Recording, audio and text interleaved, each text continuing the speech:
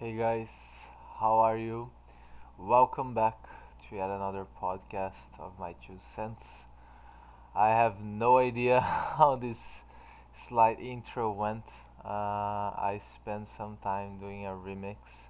This remix is like 2 minutes long and is just some like bass for a song. I was trying to do that as an intro song, but I don't know. I guess I'll find out how good or how bad that is later once I hear this recording. So I hope you guys are doing well.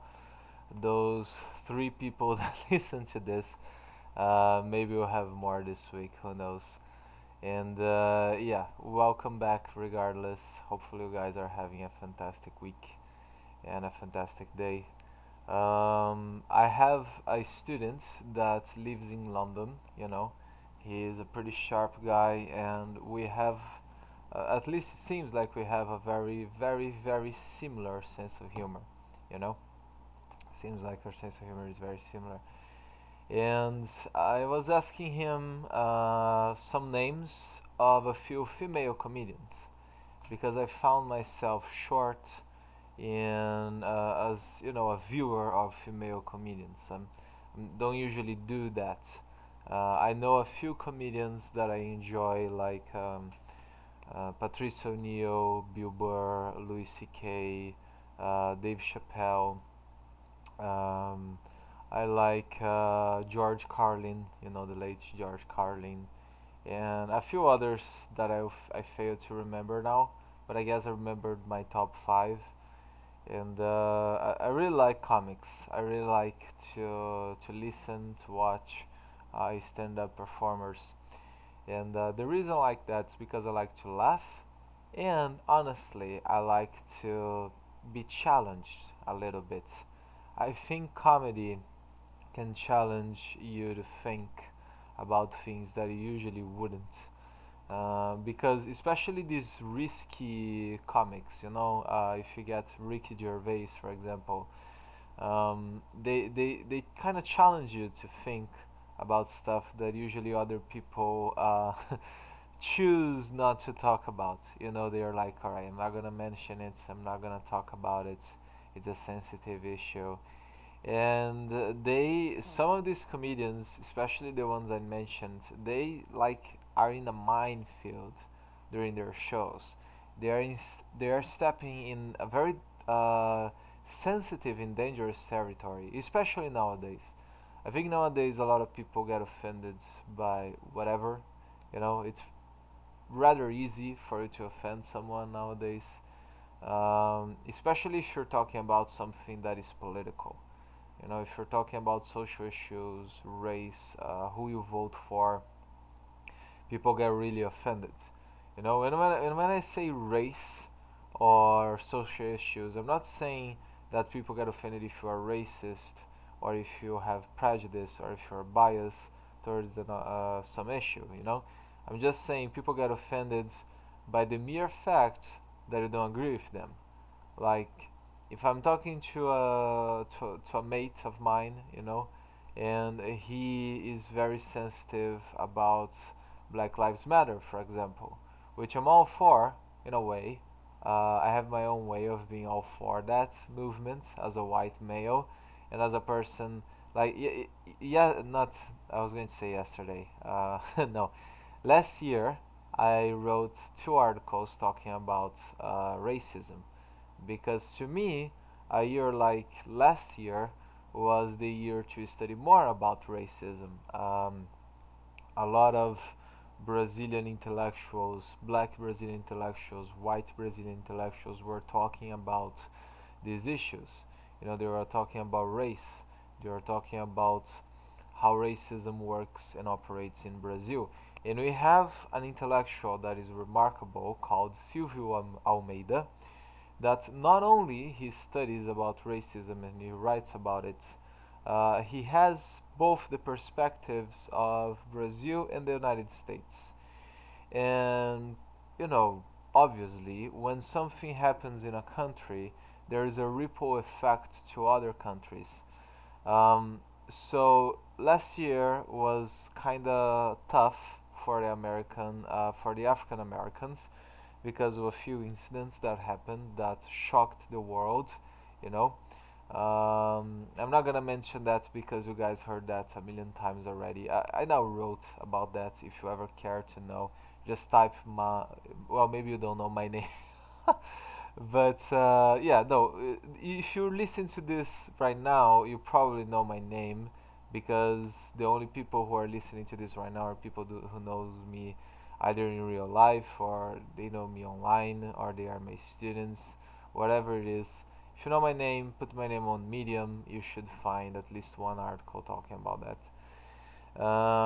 But yeah, we we have the Floyd case where it was, not pleasant, and it had a ripple effect here in Brazil and many other countries too. But one of the main issues of its ripple effect is that, for example, here in Brazil, racism operates much different, or much differently rather, than it does in the United States. First of all, I believe, I don't remember the proper statistics, but it's something around 13% of North Americans are black. Now, here in Brazil, I believe it's almost 60%. So, our country is mostly populated by black individuals, by black families, by black individuals. Our country is mostly black. Um, we have several nuances of black, and we have a whole history of racism, of slavery, and we've been trying to fight that. We've really been trying to fight that for the past 40 years. All right, let's be honest here, especially if you're Brazilian listening to this. Let's be honest with ourselves. We've only been fighting against racism for the past 40 years, maybe less. And we just been looking at social issues with serious endeavor. Like, I don't know if this expression is correct, but we've only been looking at it seriously enough for the past 20 years. You know, maybe a little bit more, but obviously we had intellectuals and sectors of society that actually care about these issues for much longer than that. But I mean, the country as a whole has only been caring for it lately, the past 2 decades. And last year's events, together with the pandemic, it became quite obvious for a lot of people how serious this race issue is here in Brazil, and it is here for us. And not only the race issue, but the social situation that we have. Like, poverty in Brazil is a huge issue, a huge problem that is often overlooked. You always have politicians mentioning it, politicians from the right, politicians from the left. Mainly politicians from the left mention it and they mention possible solutions. And I'm not saying that they are lying, you know. However, they can't do much in one term alone. They need more time. They need a few decades, honestly. I cannot see our poverty problems, this discrepancy that we have between the rich and the poor. Uh, it's so divided. If you ever been in Brazil or if you ever watched a documentary talking about Brazil, you're gonna notice how divided it is, between the poor and the rich. Like, and the differences are ridiculous. You have people that have private helicopters and jets and live in triplexes or mansions or whatever you call it, wherever they have it, that costs several million reais, which is Brazil's currency. And you have people that can barely make 5 figures a year. Not even talking about 5 figures a month. I'm talking about 5 figures a year, um, which is tough. If you don't make 5 figures a year, it's because you make less than minimum wage salary every month. And the minimum wage salary in Brazil, no matter where you live, is already not enough for you to have comfort. You live in the very edge of being alive and not being alive if you make minimum wage, especially if you need to support your whole family with a minimum wage salary. If you have that, you know exactly what I'm talking about.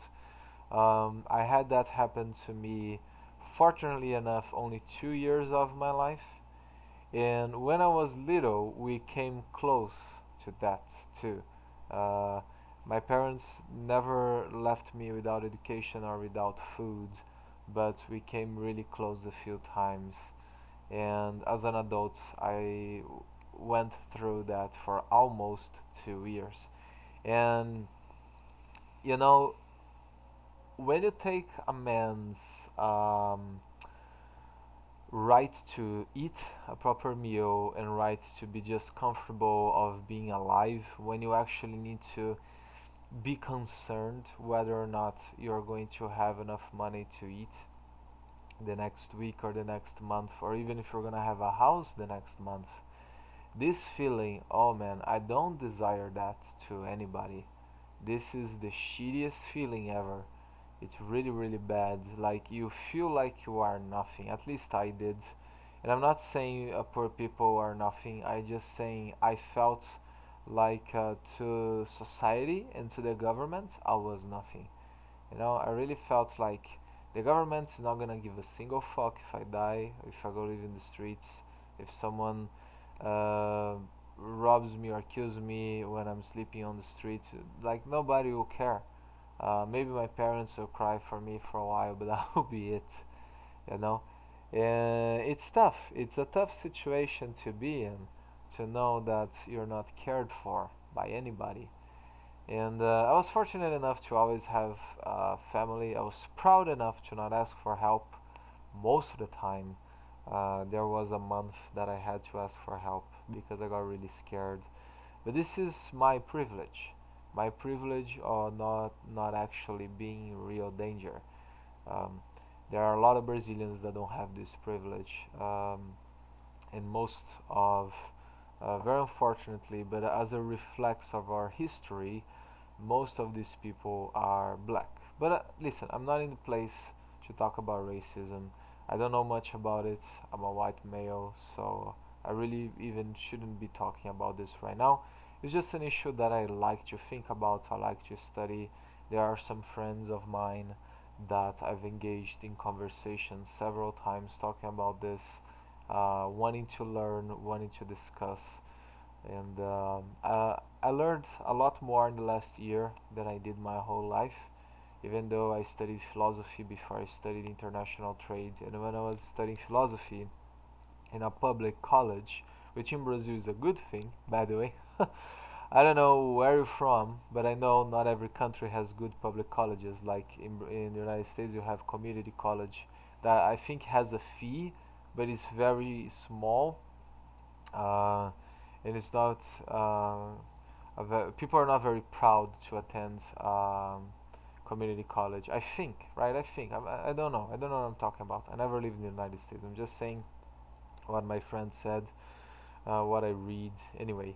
But here in Brazil, public college is pretty good. If you enter a public university, which isn't easy, you're gonna have most likely good professors, and it's up to you to have a good education. People say, "Oh, colleges don't provide good education." Yeah, it's up to the student, right? You can get out of it an amazing employee if you study and if you do your internships properly. If you don't, yeah, you're gonna get out of there alienated and not knowing how to deal with the real world. But again, that's up to the students, the college, and as a matter of fact, the school cannot do everything for you. You know, it's not everything is up to the school. Your parents also have some responsibility about how you became, about how you grow up, about how did you become an adult, and how your values operate, and what type of employee you are, and etc. etc.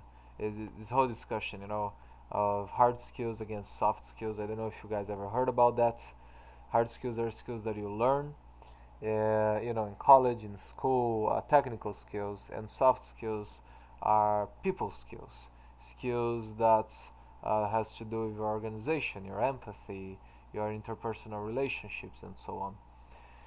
So anyway, I was talking about poverty and race, and I was just talking about education now, very bluntly, very layman's terms and etc. But I actually wanted to talk to you guys about delivery service. Now, this is a big discussion here in Brazil. Give me a second. This is a big discussion here in Brazil because, especially as the pandemic hit, but even before that, iFood, James, Uber Eats, and many other delivery apps have been popping up, for the past few years, especially with the pandemic. They were on fire because people couldn't go out. It's not everyone that has a willing neighbor to go to the supermarket for you for a small price, maybe $10. So people use delivery services, and many establishments, many restaurants and supermarkets, they offer you a delivery service. Uh, they might offer you that via iFoods or maybe Uber Eats or whatever it is. You have a way of ordering your meal. Some establishments even have their own websites with their own delivery service and so on. And you can pay for that with your credit cards. It's very easy. It's very practical. What is not practical though is to work as a delivery person. If you are the one making the delivery, we call these guys motoboys. Guys that rides motorcycles to deliver packages. We have guys that rides bikes. When I say guys, I mean men and women. Alright, we have people riding their bikes to deliver packages of food, or to deliver maybe something from the supermarkets, stuff that you buy online, maybe Mercado Libre, which is like Amazon here in Latin America. I actually don't know if Mercado Libre operates in outside Latin America, but I know here in Brazil Mercado Libre is huge. But maybe you buy from Amazon or any other store. They have like some private companies and government, delivery companies that can do that for you. But if you're ordering food, if you're ordering something from the supermarket, it's just a random dude or a random girl getting your shit, getting your things, and bringing it to you. And they get paid such a small fee, man. It's so small. It's like if you work riding your bicycle here in Santos, for example, which is where I live, you'd have to need you would need to have rather legs of steel to be able to provide for one person in your household, maybe yourself. If you have to provide for two people, you'd probably need a motorcycle, motorbike, or probably a car. And you can do Uber, sure, it's an option, but not everyone likes to do Uber, so most people like to deliver stuff. And here in Santos, this is a theoretically a good deal because people are ordering foods on a daily basis and they order a lot, and I am one of them, by the way. But the people doing these deliveries, they don't receive proper attention, they don't receive proper salaries, and I don't have data with me because it's not what this is about. Hence the name, My2Cents. But oh man, it's crazy. Like they live in a honestly, it's a shitty situation nowadays. Even for Uber drivers, like Uber drivers, maybe oh man, maybe 4 years ago or 5 years ago, being an Uber driver was a good deal. You know, when it started, or right, the first 2 years after Uber started here in Brazil, it was pretty good. You wouldn't be rich, but it was very profitable. You could make a good buck. And there are some cities that you can still make a good buck, like in São Paulo, a big metropolis. You can make good money if you are from São Paulo working in São Paulo because they have the dynamic times and dynamic prices, and there's a lot of traffic, so the Uber driver gets slightly compensated for that. But if you live in Santos or Santos is not a small city, all right? We have over 400,000 inhabitants.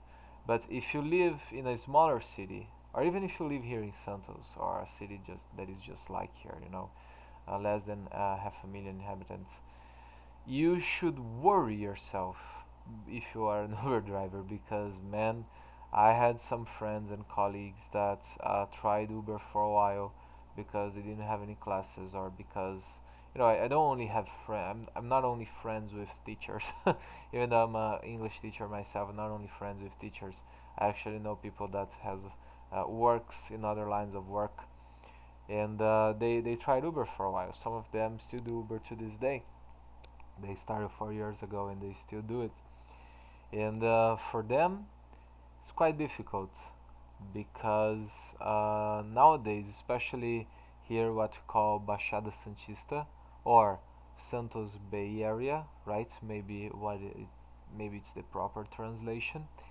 It's quite tough to do it because we don't have as many runs as they call it, corridas in Portuguese, and people need to do a lot of them to make it worth their while. And Uber drivers make more money than people working for iFood. Now we shift back again to iFood. Now, I just said that Uber drivers not doing so hot, and Uber drivers do more money than people working in iFood. Listen, it's quite a tough situation. If you have a motorcycle, it's difficult. If you have a bicycle, or even if you have a car, it's pretty tough. But when we have lockdowns, man, when you have lockdowns, I'm not against lockdowns, I'm not an idiot, alright? I think lockdowns are important regardless of the consequences, repercussions, whatnot. They are important, obviously. But the consequences of them are kinda tough, to be honest. You know, people suffer quite a bit because of it. Especially this, we have an expression in Brazil, matar um leão por dia, in Portuguese, which is like kill a lion every day. Every single day these people have to go out and provide for themselves or for their families. And when you have lockdowns, these people that have already minimum wage, maybe less than minimum wage salaries, they end up with nearly nothing. Maybe enough so they can buy, enough food so they can survive. But listen, this is really a tough situation.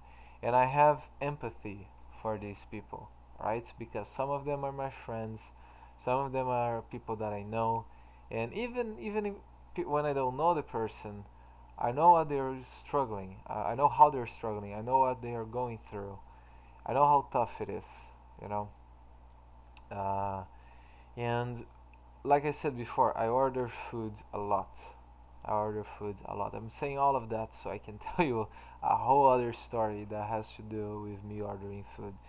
So I order food a lot. I have pre-packed meals that I order weekly and I pay monthly from a local cook, and she provides me with these pre-packed meals, and I can have my own lunch and afternoon snack, a very substantial ones every day, every weekday, and then on the weekends I either cook or order food too. It doesn't really matter, to be honest. I'm not as worried about that during the weekends because I don't work as much. During the week I need to eat well because it's when I train and when I work, so I need more food. When you're using your brain a lot, you're burning a lot of calories. I don't know if that's a myth, but that's what I heard anyway. Yeah, I feel tired in any case, and eating helps when I'm working too much or studying too much, and training. And all of these usually happen during the week, so it's when I need to eat properly. But maybe at night I don't have any food left. I go to the supermarket, I always have something, but maybe I don't have any pre-packed meal left. Or maybe the one that I have is for the next day and I'm not an idiot. I like to be organized. And when I eat a lot, I'm really hungry, I order something. I order a burger. I'm really addicted to burgers. I tried almost every burger shop in Santos. since I moved here, and I've been living here only 3 years. And I think I've tried almost every burger shop, and even San Vicente, which is like the neighbor city. I tried a lot of burger shops there too, mostly with delivery services, mostly this last year. But even without the pandemic, I would order foods, and only during the weekends I would go to a restaurant, and not every weekend. Anyway, as you can see, I spend money with food. Not a lot of money, you know. Here in Brazil, food is not that expensive, right? But I do spend money with food more than most of my friends. In order to compensate for that, I don't spend any money with clothes or gadgets or electronic devices or anything really. I don't have a car. I don't spend money with anything, but I do spend money with food. I really like to eat well. When I say eat well, I'm not saying healthy. I like to eat a lot. This was one of the toughest parts when I didn't make enough money. Was that I didn't have enough to eat. A lot. I had enough to survive, but that was it. It was tough. So nowadays I value food a lot, and I always want to be fed, well fed, without fattening myself up. you know, I do enjoy having a nice figure, but of course I like to eat. So anyway, back to the matter at hand. Back to talking about the delivery service. I order food a lot, and I never in my life, since the first time I ordered food as a kid, I was asking for a pizza from the corner pizza shop on my parents' street, and it was my first time on the phone. Like, hey, I would like a pizza. Yeah, man. What's your address? I would like a pizza, please. Are you fucking with me? Oh, just like yeah. That was my first experience with delivery food. I'm not funny, so I'm not gonna go any further with this bit. But yeah, that was as real as I could make it here, man. It was just a small Dan, which is my name, Dan.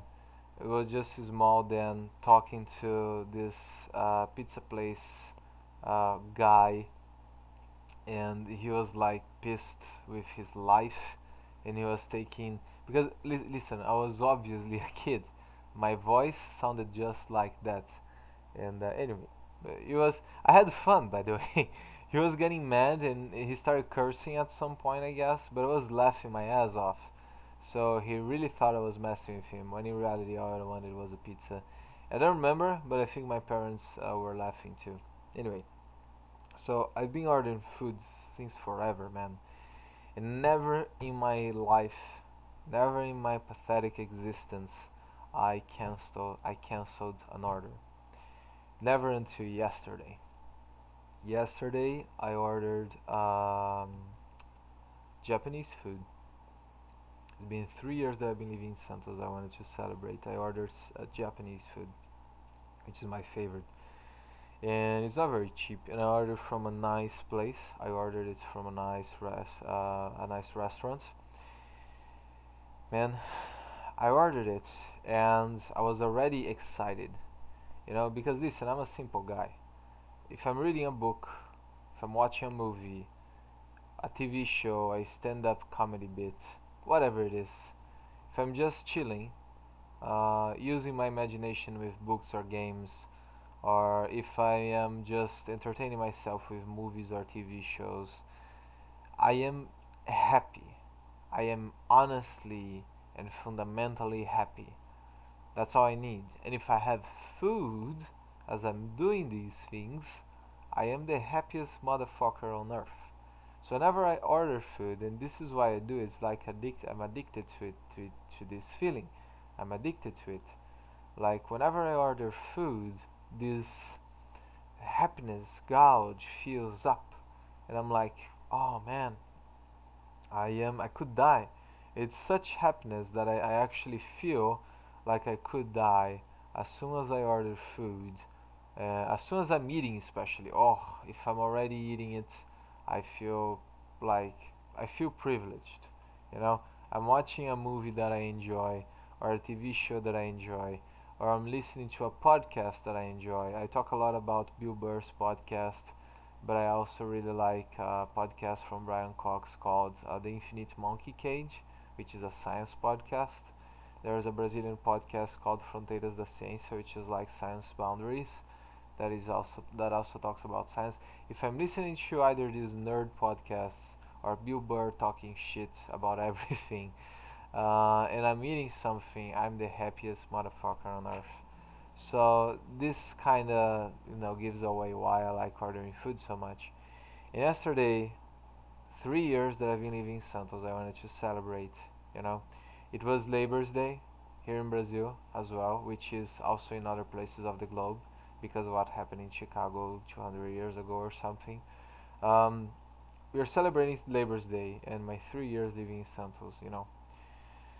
I ordered Japanese food, my favorite type of food, on a good restaurant. It's not cheap, and I'm waiting. I started my order. I ordered it on WhatsApp. That was my first mistake. I ordered it on WhatsApp, and I started my order on 8:20 p.m. and the guy actually confirmed my order at 5 to 9 p.m. All right? So this was my first red flag. It took 35 minutes to that motherfucker to take my order.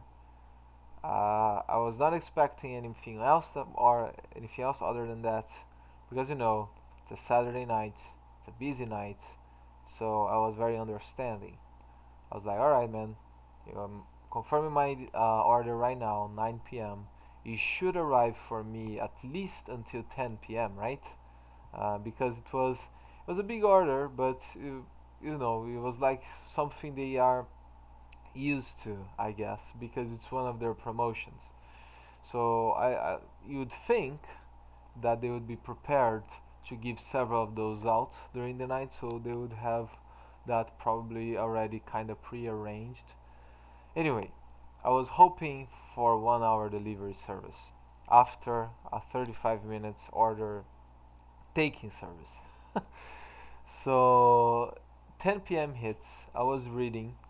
I actually like to read when I'm waiting for food because I cannot read once I'm eating.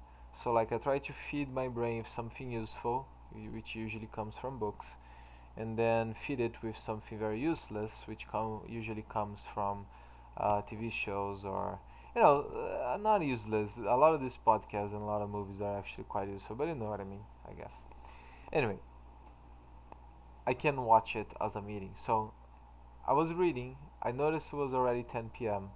So I sent a message to the guys. I'm like, hey man, can you please tell me when my order leaves your establishment? Can you please tell me when the model boy, the guy who delivers my food, gets my food and is heading over to my place so I can get ready or something? And he was like, oh, he's not there yet. He left a while ago. And I was like, no, he hasn't arrived yet. And I was like, alright, the guy left a while ago.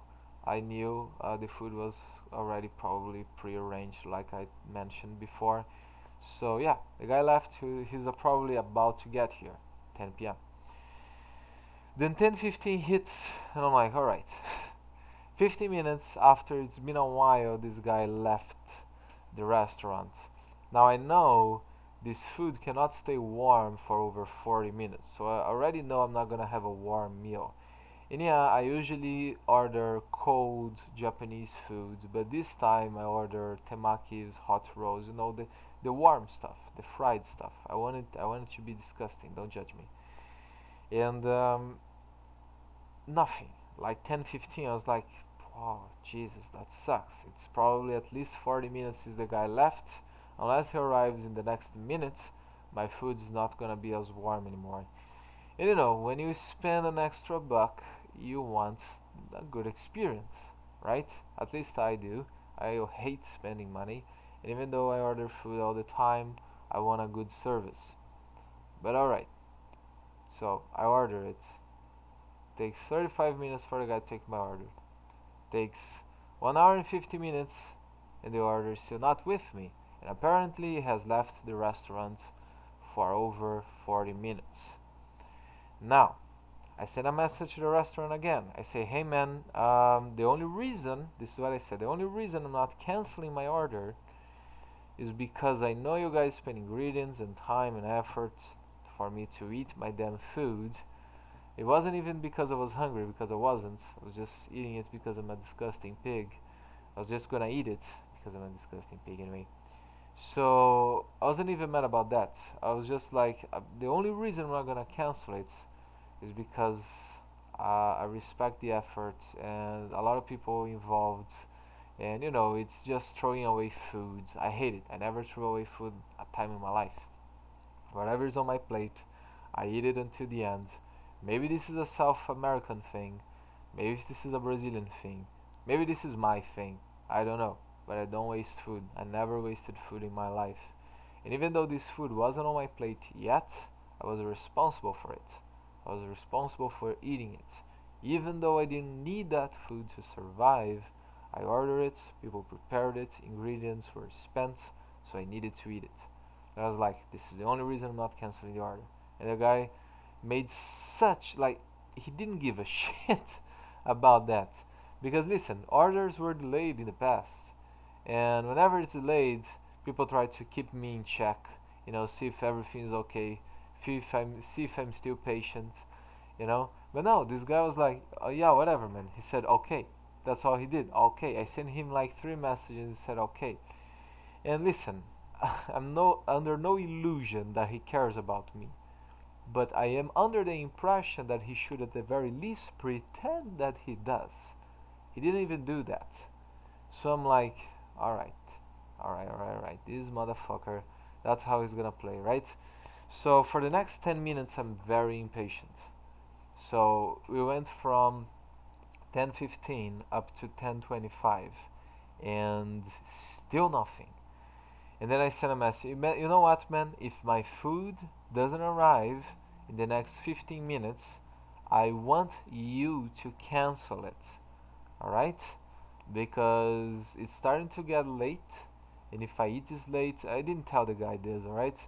But yeah, if I eat too late, then it messes with my sleep. And I didn't want that. I wanted to celebrate. I didn't want to feel sick or anything like that. So I said, just cancel my order. If it takes over 15 minutes from now, cancel my order. The guy, again, just with the, blunt okay. Like he didn't give a shit. Um, and I was like, fuck me, man. I don't believe this shit.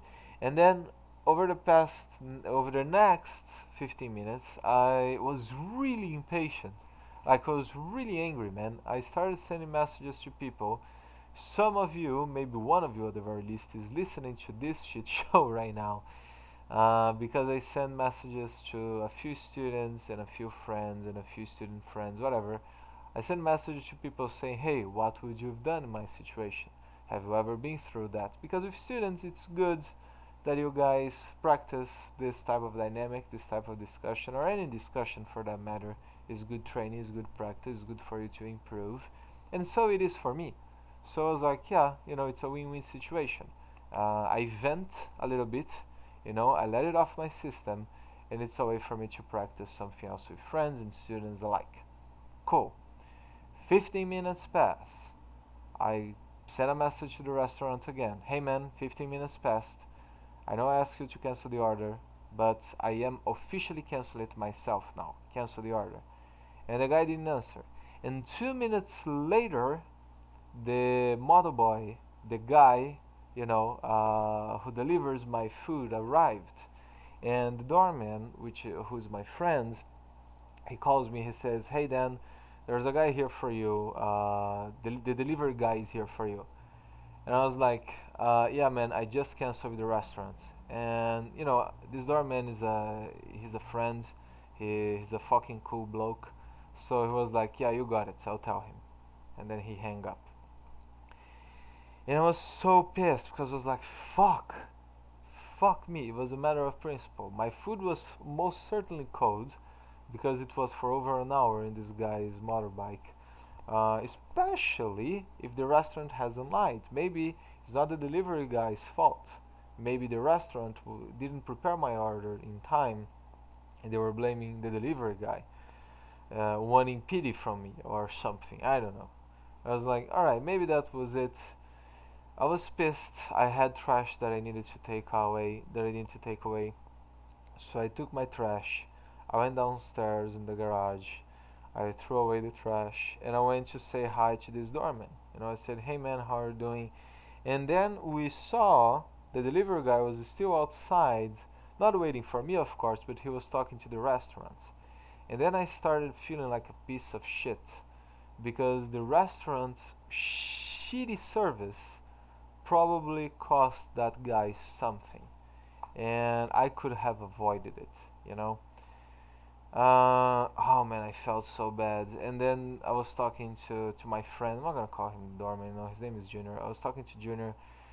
I was like, man, I feel like shit now. Look at that. The guy is, you know, he's probably gonna lose his job or something, or he's not gonna get paid.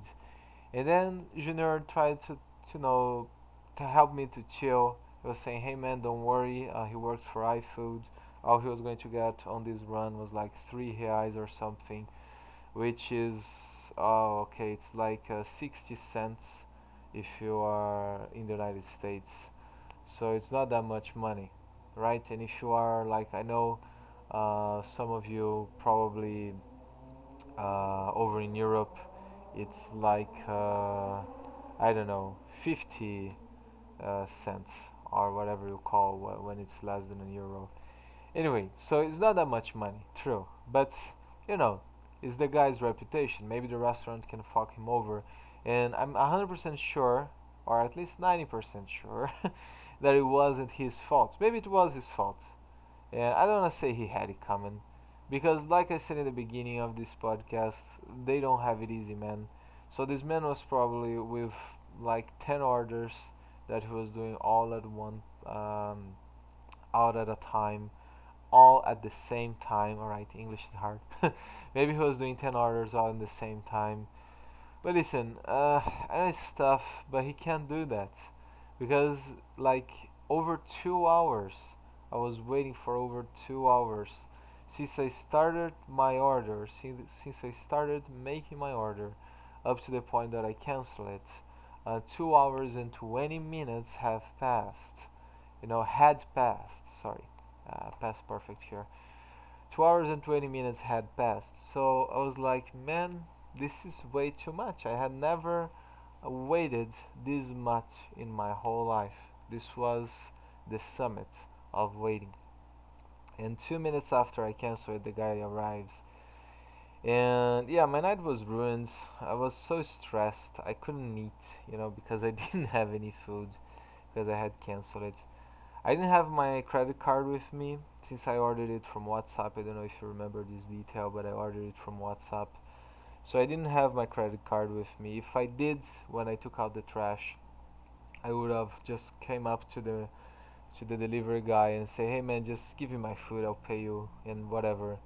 But no, that that's not what happened. It's not what happened. So anyway, this is my story.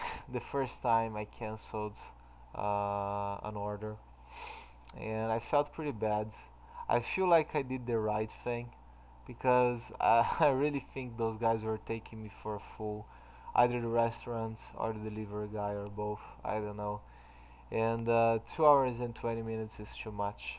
Let me know in the comments if you're listening to this. If anyone listens to this, let me know in the comments if you've ever been through a similar situation and how did you handle it. And let me know if you agree with me, regardless of where you live. If you don't live in Brazil, you probably have a different situation going on over there. But just let me know what you think. All right. My opinion on the situation is it sucks. I don't want to do it again. I would never order from their restaurants ever again. Today, I ordered a burger with fries, and just an hour ago, I was the happiest motherfucker ever. Again. So yeah, I cannot wait until next weekend when I can order burgers again. I'm only ordering burgers once a week because I was starting to get fat. But anyway, this is my opinion.